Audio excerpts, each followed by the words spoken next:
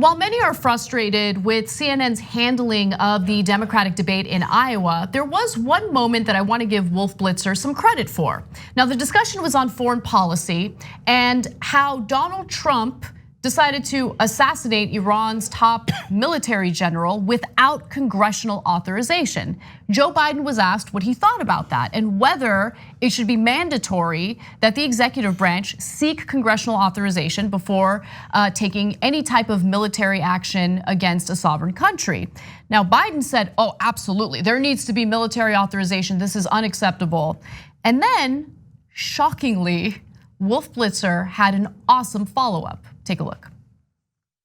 Mr. Vice President, just to be clear, the Obama-Biden administration did not ask Congress for permission multiple times when it took military action. So would the Biden doctrine be different? No, there was the authorization for the use of military force that was passed by the United States Congress, House and Senate, and signed by the president. That was the authority. It does not give authority to go into Iran. It gave authority to deal with these other issues.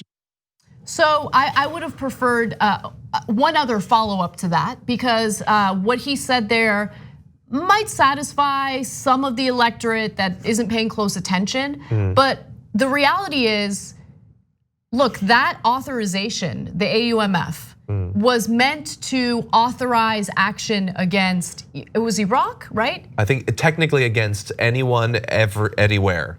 For all time. That's how it's been interpreted. That's how it's been interpreted, all wars, but that was not what it was meant to be. It was following 9/11, yeah. And it was supposed to be a little more limited in its interpretation, but that is not what happened under the Obama administration and now under the Trump administration. I bring this up because it's important for Democrats, when they are in a position of power, when they do have a Democratic president in office, to take action and limit how much military action the executive branch can take unilaterally. And they didn't do that under Obama. In fact, they defended Obama when he did it. And so I want to give you a specific example.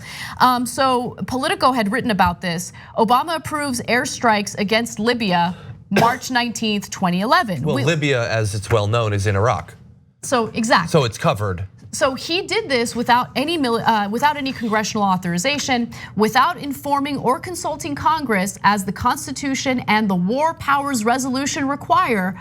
Obama launched airstrikes against Libyan armed forces on March 19th, 2011, alongside NATO allies. 2 days later, the president formally informed Congress of his action. Now look, I want to be clear.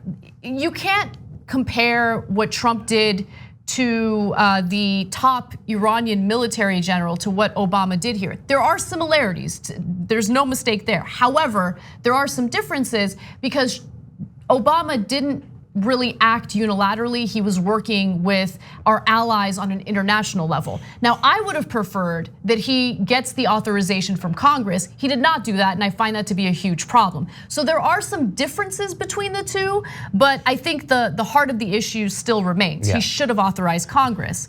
The decision to order the strikes came after the United Nations Security Council passed a resolution spearheaded by his administration that authorized military intervention in Libya. Obama said the military action sought to save the lives of peaceful pro-democracy protesters who found themselves the target of a crackdown by Libyan dictator Muammar Gaddafi. Look, we all know the aftermath of our involvement in Libya. It is now a failed state.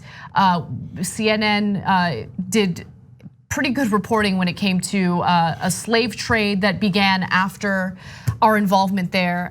So it was a disaster. But my point is, we have a system of checks and balances, and we need to ensure that we protect that system and not give too much power or concentrate too much power in the executive branch or Congress or the judiciary. Right? We're supposed to have this system where one branch checks the other, and that's just not what we're having right now when it comes to these war efforts. Yeah, and the answer by Biden, and I'm glad that you have the big debate moment no one is talking about. They should be talking about how bad his response was in multiple different ways. One, if your response is, oh, well, I have the AUMF, okay, that's the whole problem, is how broad that is and how that's been used for almost 2 decades now. And if you think going forward, oh, I've got the AUMF, I can continue to do whatever falls under that broad umbrella like we have for a couple of decades, that makes me horrified about the prospect of you as the commander-in-chief. Also, you tried to relate it like that somehow you were different than Donald Trump because it doesn't justify action against Iran. Yeah, I guess, but he was in Iraq when he killed him. So under that definition, that's a weak response to what Trump did as well. And everything that Biden said there, to me, shows that if he becomes the commander-in-chief, we're gonna have roughly the same foreign policy that we have now. Perhaps he wouldn't have taken out Soleimani, perhaps there'll be some small differences. And if you believe that, barring other massive change in the Democratic Party, that they're gonna tamp down on President Biden's use of the military, no, they're not going to. If it's Buttigieg, they're not going to. That's why we need Bernie Sanders, a guy who will, of his own, he'll make those changes. And if he leads from the top, then perhaps we can get something durable that'll last longer than one administration. And if the Republicans come in, if they send Ted Cruz and he wants to carpet bomb Damascus or whatever, then hopefully we can stop him from doing that. Right, exactly. And Bernie has really stood out from all the other candidates when it comes to foreign policy.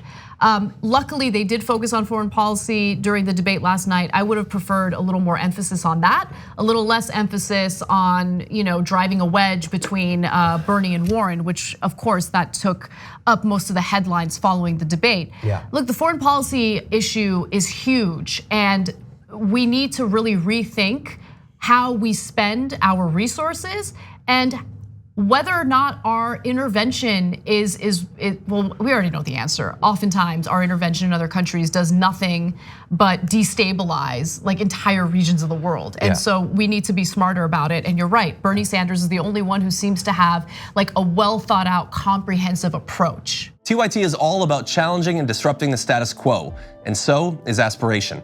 Aspiration does not invest your money into fossil fuel businesses that harm our planet, such as pipelines and oil drilling.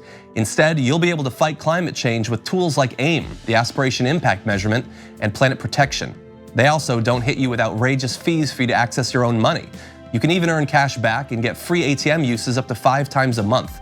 Head to aspiration.com/TYT to learn more. For a limited time, get 30 days of free TYT membership when you sign up.